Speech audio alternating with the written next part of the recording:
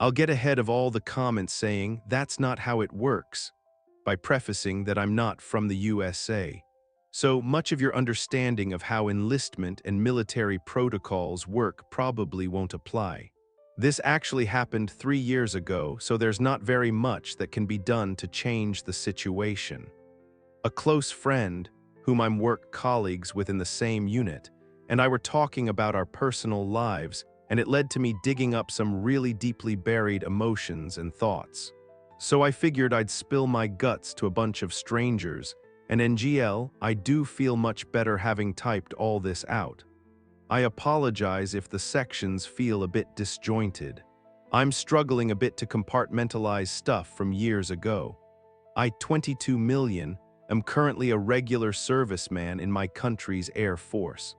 I had to enlist 3 years ago as my country has mandatory conscription. Then I decided to sign a contract to become a professional soldier. The moment I began basic military training, I completely dropped my mom from my life. I have siblings, I'm the youngest son, and relatives that tie me to her still, but they completely support me in this. I decided to cut my mother out of my life after years of mental abuse and domestic tyranny. Sure, that may sound overly dramatic for some of you, but hear me out. So my dad's not been in my life for a while. He died when I was 14. They said it was a serious car accident, and I remember being rushed out of my class in the middle of the day to get to the hospital. A teacher who was in the staff room then even drove me there so that I could see my dad one last time. When I got there, he was barely clinging on to life, surrounded by my siblings, mom, my uncle, dad's brother, let's call him Uncle Seth. My grandparents, dad's parents, had been out of the country. And when I held his hand, I remember his hand squeezing mine ever so gently. He held on for me. Almost immediately after that, he flatlined, and the crash team was upon him within what felt like seconds. They couldn't bring him back. At the time, Mom seemed to react like any bereaved wife should, but she didn't want a funeral. My uncle was confused at first, asking if it were financial because if so, he'd settle all of the costs, but Mom said no. She just didn't want to have to deal with the funeral and all the supposedly insincere well-wishers. Uncle C was furious, but as his wife, she had the final say. My grandparents wouldn't be back until a day later, so they couldn't insist either. Dad was cremated the next morning. There's a fast-track process in my country where you can cremate the same or next day. I remember being unable to process the whole thing. And I remember Mom being unusually swift in getting over her grief. It shouldn't have been a surprise to me. Mom had been abusive and dismissive towards Dad ever since I'd been a kid. She wasn't physically abusive, or at least had stopped being physically violent towards him. According to my oldest sibling/older sister, 27F, Mom had once slapped Dad 12 times across the face when she caught him looking at porn. I probably was too young to remember what happened, but my sister says Mom accused him of adultery and having sullied the marriage. Sis says Mom left home that evening and would only come back when Dad fulfilled her conditions, which were to install a monitoring and tracking app on his phone, throw away all of his personal computers in case he viewed porn there, and to go for healing and purification at our church. Yes, I grew up in a Christian church and still am a Christian, though I've left my parents' church. It's one of those charismatic megachurches with a lot of miracle services and speaking in tongues and all. They're not a cult by any stretch of the word, but there are a lot of sus behaviors in there.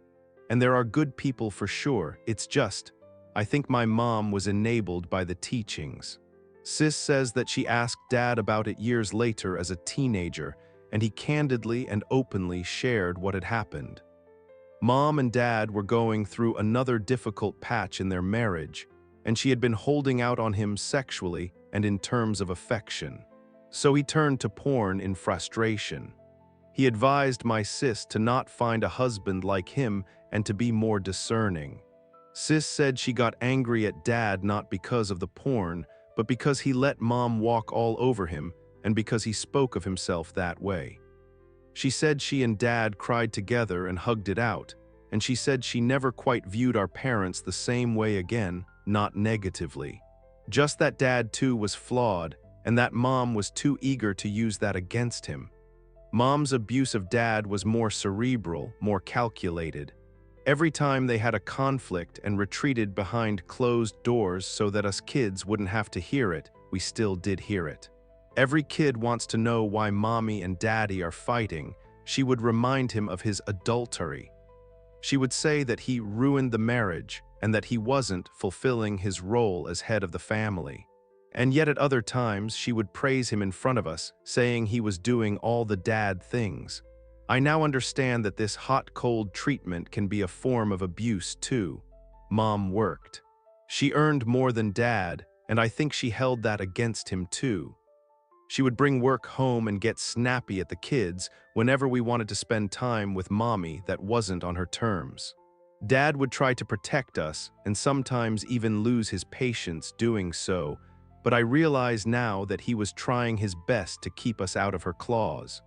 She wouldn't let us go near her room whenever she was working. She was always on her phone whenever we were in the car. She was always busy, even though she was watching some podcasts or videos on her iPad. She was always exhausted and needed a nap. Her naps would last 3 to 4 hours at a go. Dad was always left to handle the chores and everything, even when he was physically ill. I remember Sis berating him for doing it, but he would always shrug it off and say somebody had to do them. Mom would just continue to nap or leave things till later until he couldn't stand it and do them himself. Eventually, Sis gave up and always dropped everything to help Dad when he was overwhelmed with the chores. My siblings and I had to learn to play the piano because Mom herself was a musician. She played the harp. She wanted us to have musical ability too. I feel like this was a jab at Dad because he had zero musical talent and would jokingly say the only instrument he could play was the triangle. Piano practice was always rounds of shouting and rapping across the knuckles. I got it the worst because I found it hard as hell to sit still, and sight reading was especially tough for me. Dad would try to intervene in the early stages, but she would get abusive towards him too, blaming him for not knowing anything about music and for not caring enough to help us. He would try his best to get us to practice when Mom wasn't around so that we could do well for piano class, but she would demand we practice in front of her on weekends. Spankings weren't common. Now I'm personally not against spanking, because sometimes a smack on the butt is a more effective wake-up call for a rebellious kid than silence, moodiness, and emotional blackmail. Mom was an expert at those. Whenever we did something wrong or something she perceived to be wrong, we would be met with those and then the scolding. Those could last for an hour. According to my maternal aunt, Mom's older sister, my maternal grandmother was a world-class expert at dishing those out. She would even lock Mom out of the house for disagreeing with her. It seems like mental abuse runs in the family. Dad tried to step in at first, but then she would throw him out as well. After Dad died, Mom got worse in her control over us. She would berate Sis for how she dressed. Fortunately, my sister didn't rebel and just kept her mouth shut. She got a sponsorship to study in the US, and she jumped at the opportunity. She's now living in the PNW with her fiancé and hasn't been back to see Mom at all, though she still calls Mom once in a while. My older brother, 24 million, the middle sibling, is now in Australia working on an oil rig. He hasn't been back to see Mom either, only to see our grandparents. Mom would berate me and bro for being disobedient boys. She would compare us to Dad. I can quote some of the nasty things she said verbatim because they're just seared into my memory. I hope you two don't turn out like your father with his shameful behavior. I can always find another man to be with and I'll be happy with him together. To me, I don't know why I even had a third child with your dad. I didn't want that at all. All you boys and men are the same, no self-control.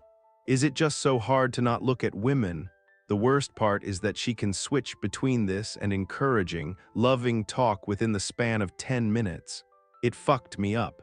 Now this part is where I'm still ashamed of myself. When I was 13, I got into a boatload of trouble in school. Fortunately, the teachers had decided to call my dad instead of my mom. Dad was a history teacher in another school, and he had to apologize profusely to my teachers and principal. When we got to the car, I was fuming because of what had happened, and I could tell he was torn between yelling at me for being stupid and swallowing his frustration and disappointment. He decided on giving me a stern lecture about my behavior, and when he mentioned how lucky I was that it wasn't Mom who was contacted, I exploded and accused him of being such a weak, spineless man that his wife was able to tyrannize the family, and that if he'd had any self-respect, he would have left her years ago. To my horror, Dad didn't yell back or get angrier. He just deflated. He asked me if that was what I really thought of him. I was too proud to answer, yet I knew I was wrong. But Dad just shook his head, not looking at me, then said, "Let's go home." I never got to apologize to him for that, and it will be one of my deepest regrets this side of existence. Do I think Dad was weak? Maybe back then. I know some of you will think that way, but it's never as simple as it seems. So why did I decide to go and see? A week before my enlistment and after I graduated from high school, Uncle C, remember him, Dad's younger brother, brought me out to dinner. We spoke about life and my impending time in the military, then the conversation steered to Dad. He explained why Dad had stayed. He didn't want to lose us. Custody laws in my country are a complete joke, and Dad would have automatically lost us.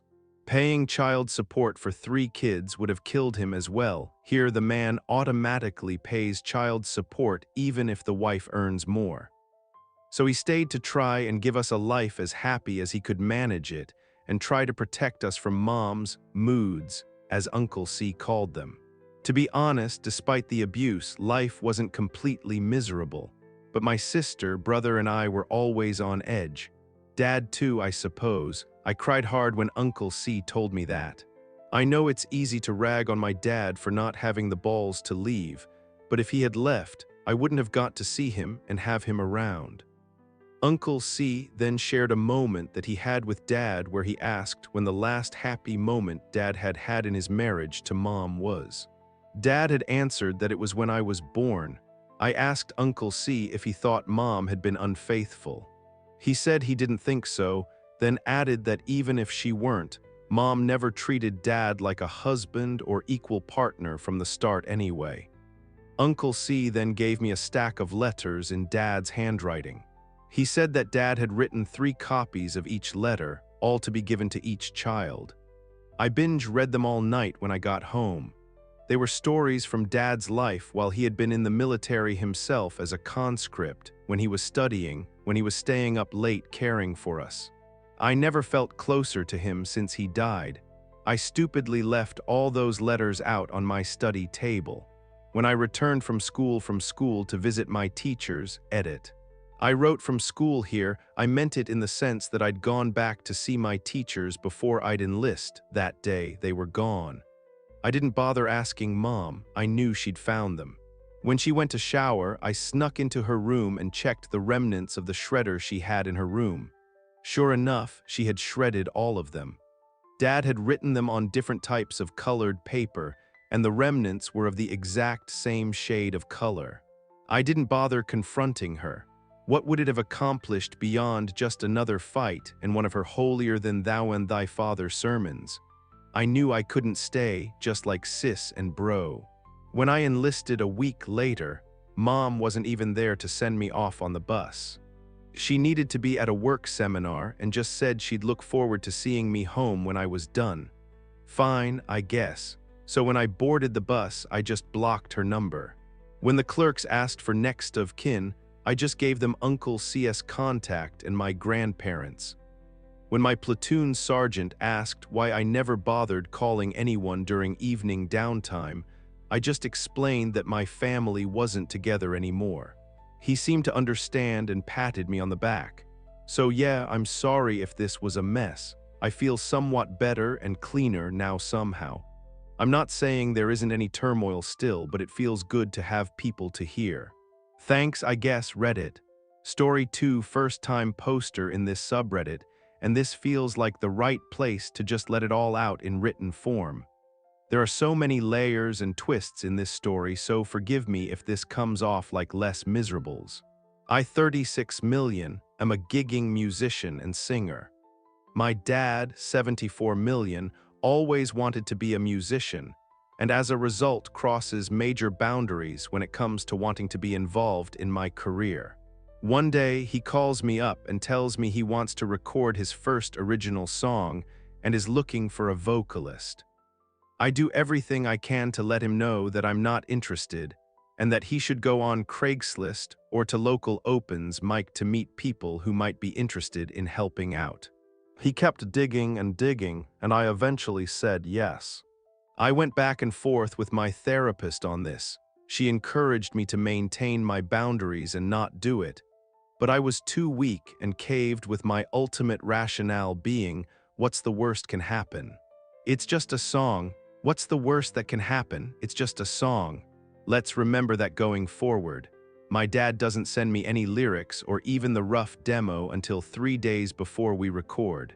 That didn't bother me since I'm good enough of a session singer to plow through it quickly, and it wasn't like I was expecting for anything my dad writes to have any complicated vibratos. However, when I read the lyrics, the song is clearly about some sort of previous love he had in his younger life and wanting her back. The only previous relationship I knew my dad had was with my biological mom. He left her when I was 9 to be with the woman he was currently with at the time of this song recording. So I'm reading this shit and I'm like, is this about my mom? Is he making me sing a song about her? What the fuck is this? I put that out of my head because obviously songwriting doesn't have to be literal. So whatever. I record the song in the studio my dad rented and it's a disaster. We start 8 hours late because the engineer had another commitment. My dad also brings himself and his friends into the recording booth, which is like, no, you don't do that. He also is being passive-aggressive and rude to the engineer. I do about 5 takes, would have been 3, but my dad kept dropping his cane in the booth, and that was it. I left the session thinking that would be the end of it. 1 month later, I'm at work. At around 12 p.m., I get a text from my dad that says, looks like I'm getting tossed out. Can I crash at your place for a little bit? Obviously, I'm stunned and try to call him, but he doesn't pick up. I tell my brother and sister about this, and they said they all got the same text. My brother said yes, he could stay for a few days, but we had no idea what the context of this text was and what the situation is. He won't call any of us back. He then sends a text that just says, looks like I'm getting a reprieve, you're off the hook. So we're all like, what the fuck? We assume he and his GF had a fight and then cooler heads prevailed. So that's the end of it, right? Nope. The next day he texts us to tell us his Jeep is broken down on the highway. He tells us he was on the way to my brother's house and the transmission blew. I asked my brother if he knew Dad was on his way, and my brother had no idea. We again have difficulty getting in touch with Dad, so I had to have him send me a tracking pin from him, and I found him at a rest stop on the highway. I called AAA and him tow his car to my brother's, and I drove him down. My first question, obviously, was what the fuck happened. Well, son, remember that song you recorded? Yeah. Well, it was about my first high school girlfriend. Man, I was in love with her. She was the love of my life, and lately I just can't stop thinking about her. Cool, so the mother of your children wasn't the love of your life, good to know, I thought to myself. Apparently, after he posted this song to his Facebook, his old HS flame just happened to add him as a friend just hours later. MHM. So they got to talking, and as my dad put it, it got a little bit out of hand. So his longtime girlfriend finds these messages, is devastated, and kicks him out. So I'm driving my dad home to my brother's house, and it's like a 2-hour ride of me just gritting my teeth and trying to not tell him how disgusted I am with him. Not only for being unfaithful, but for the fact that he was just gonna show up at my brother's house completely unannounced. My dad can't walk on stairs, so my brother had to take all the furniture in the upstairs guest room, move it into the downstairs den, and then take all of that furniture upstairs again with like 3 hours notice. When I drop him off at my brother's house, he calls my sister on FaceTime so he can explain the entire situation to everyone. During this conversation, he shows zero remorse. He says his GF would have never known about this had she not been snooping. He tries to joke about it by turning to me and saying, "Remember when your mom got mad about finding out when you had parties at her house in HS without telling her because she went snooping?" My sister aptly responds, "Yeah, that does sound like an excuse a 17-year-old would make."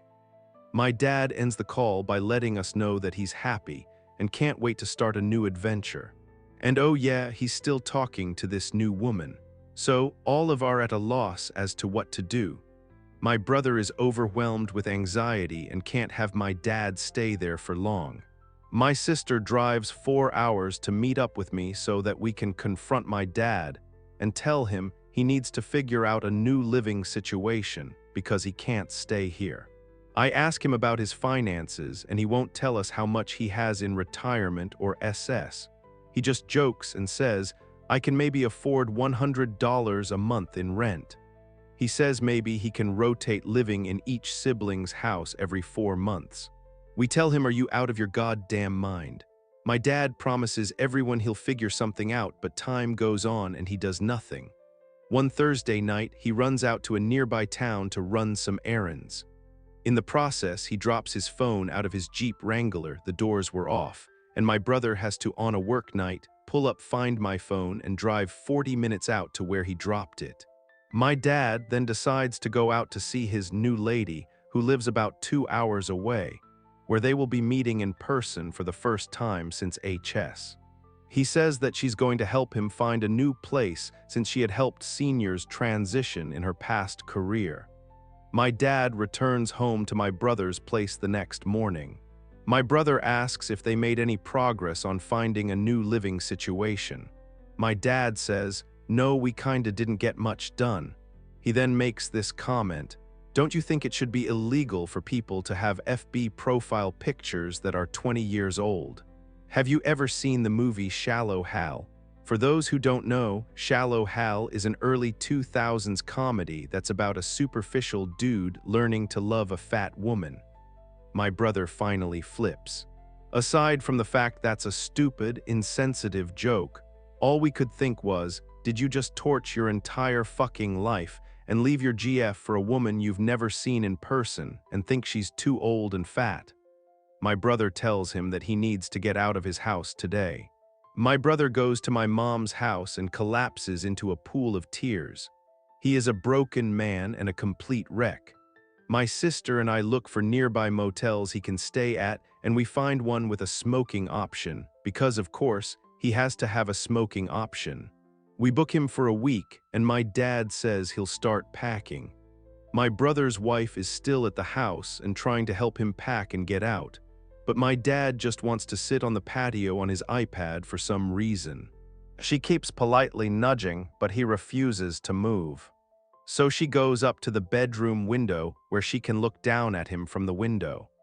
Her smartphone has a great zoom function, so she zooms in to see what he's doing on the iPad that is so important. She zooms and zooms and zooms. And what does she see? She sees my dad looking at an online vibrator store. Let me repeat that. His 36-year-old son is at home, crying in his mother's arms, and he is just chillin' on the patio, looking at sex toys for his new friend. My sister-in-law, who is a rock star, flips and puts all of his shit in his Jeep and tells him that she loves him, but he needs to go now. So he reluctantly does. Later that night, my sister texts him and tells him exactly what she thinks. She's disgusted by him and that this entire situation has reopened the traumatic wounds of him cheating on our mom approx. 30 years ago. He shows zero remorse and says he thinks he handled the divorce just fine. He didn't. I text him something similar, though a little nicer and measured, though I certainly don't blame my sister for her tone at all.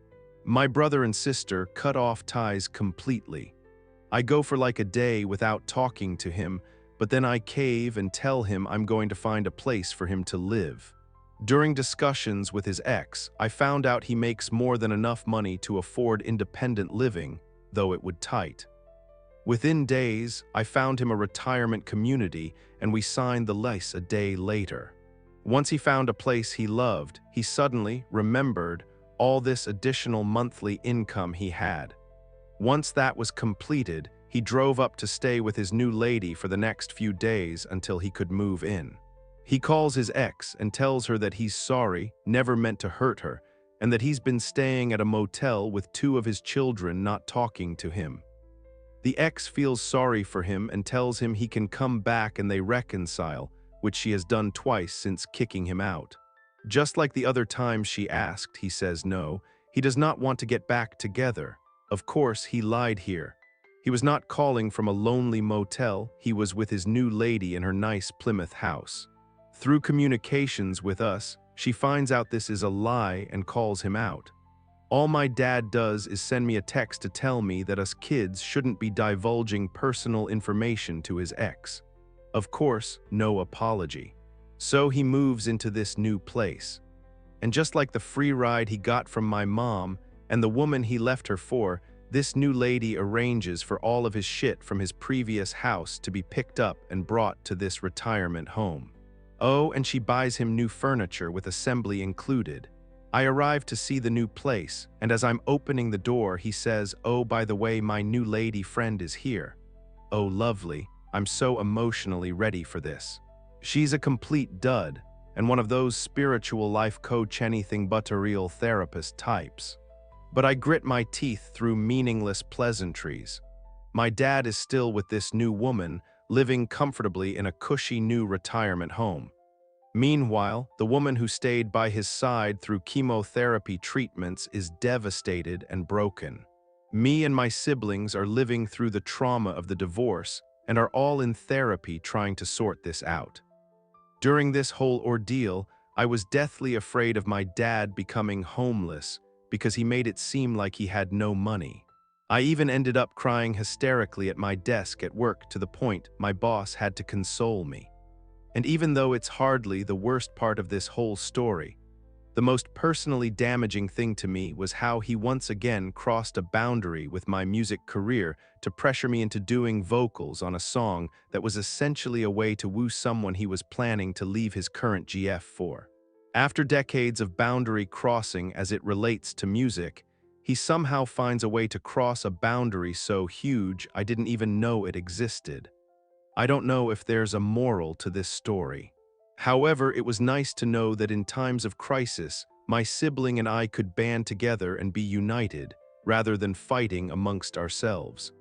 And I do wonder, had I been firm with my boundary and never sang that awful fucking song, if things would be different right now. I do feel better for having written this, and my gratitude and apologies lol to anyone who read this entire novella.